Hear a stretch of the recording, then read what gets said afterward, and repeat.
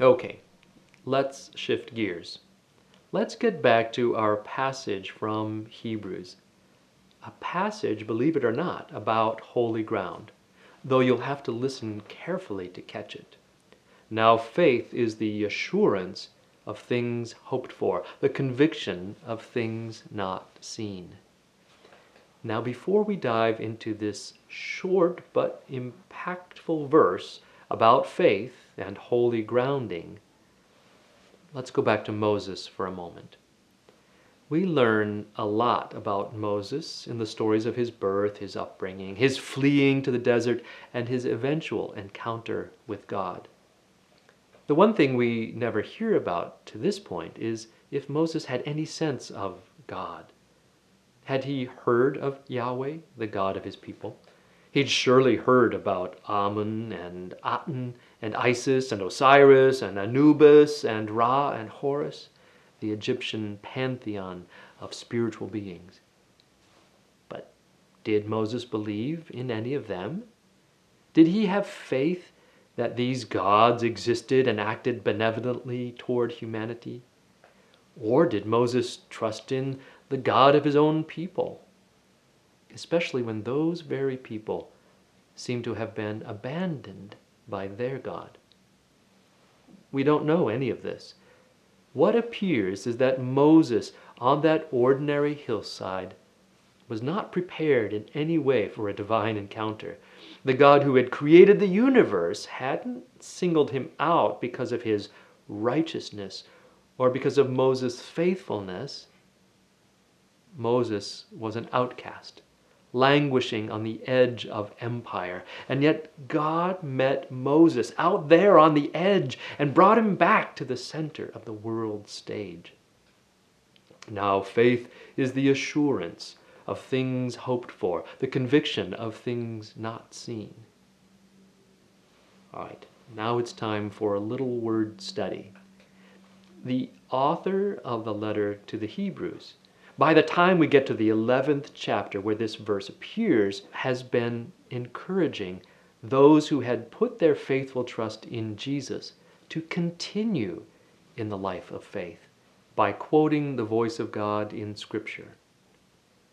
For yet in a very little while the one who is coming will come and will not delay, but my righteous one will live by faith. My soul takes no pleasure in anyone who shrinks back.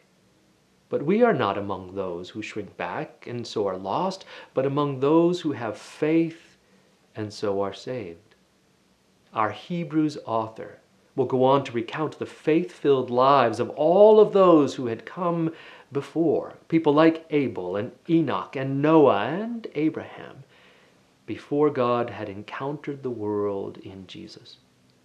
Then the author gets to Moses, and we hear about the faith that surrounded and undergirded the life of Moses. By faith, Moses was hidden by his parents for 3 months after his birth because they saw that the child was beautiful, and they were not afraid of the king's edict. By faith, Moses, when he was grown up, refused to be called a son of Pharaoh's daughter, choosing rather to share ill treatment with the people of God than to enjoy the fleeting pleasures of sin. By faith he left Egypt, unafraid of the king's anger, for he persevered as though he saw him who was invisible. Faith seems to undergird all that we ever want to know about Moses. And that's the very thing that's meant when we hear, now faith is the assurance of things hoped for, the conviction of things not seen. Now, I want you to know that this little sentence in Greek language has just 9 words. But several of these words could get you 300 or 400 points in the Scrabble game, I'm sure. These words are packed with meaning, and translating them just one way into English does them a disservice. Now, here are just a few ways that these 9 Greek words have been translated into English to help convey the fullness of meaning. Now, faith is the assurance of things hoped for, the conviction of things not seen. Now, faith is the substance of things hoped for, the evidence of things not seen. Now, faith is being sure of what we hope for and certain of what we do not see. Faith is the substance to our hopes and makes us certain of realities we do not see. Now, faith means that we are confident of what we hope for, convinced of what we do not see. In faith, things hoped for become realized. In faith, things hoped for become reality. These are all rendered by notable scholars and biblical translators. Here's a couple of attempts that I have made to translate these words. Now, trust is the confidence of things longed for, the proving of acts not perceived. Now, belief is the understanding of things expected, the persuasion of practicalities not yet observed. It's a bit too much to hear all that, I know. And I wish I could put all of this into a flowchart for you to see. There is one word I want to highlight in all these translations, and that is the word understanding, because it has to do with holy ground and ultimately with Emmanuel, God with us. Understanding, this word understanding, is pivotal. The word in Greek is hypostasis. You've probably never heard it. Well, not unless you've had to study 4th century theological debates on Christology, where Jesus is referred to as the hypostatic union of the divine and human natures. Then this word has no meaning. Simply translated, though, hypo means under, and stasis means standing, or putting them together, we get understanding.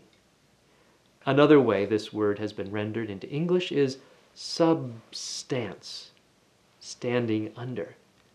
You know, like the subway goes underneath the road. A simpler way of saying this is just simply foundation. Hypostasis is the foundation on which we stand. We'll get back to that because it relates to standing on holy ground. Now, the author of the letter to the Hebrews' whole endeavor is to tell us that Jesus is in relation to God and why we should have faith in this Jesus. Now, way back at the beginning of the letter to the Hebrews, the word hypostasis is used, and we hear it here. Jesus is the brightness of God's glory and the exact imprint of God's very being. What the author says is, Jesus is the exact imprint of God's hypostasis, God's substantial and foundational being, God's very self. What we heard said to Moses was, the ground on which you stand is holy. Now remember, this was a euphemism, a way of saying, I, the great I am here. I am holy, and you are in the presence of my substantial and foundational being. My very substance is here. I am your foundation, your hypostasis, your undergirding is holiness. What Moses actually saw, we don't know. He appears to see something like flame. Does he actually see the face of God? Or does he turn away because he just might really see God's holiness? The author of the letter to the Hebrews refers to Jesus as the brightness or the radiance of God. Whatever Moses saw, it surely was bright and radiant. And I'm not saying that Moses saw Jesus, but Moses saw God's radiance. And the author to the letter of Hebrews says, Jesus is God's radiating brightness. Now, there's nothing in Moses' story that says explicitly that Moses had faith in Yahweh and it was accounted to him as righteousness. That was said of Abraham long before Moses. But Moses acted in faithful ways after his encounter with that which he could not see. the flaming voice, trusting in what he didn't even know he had been hoping for, the delivering God who would set Moses' people free. God came to him and invited him in with radiance to holy ground.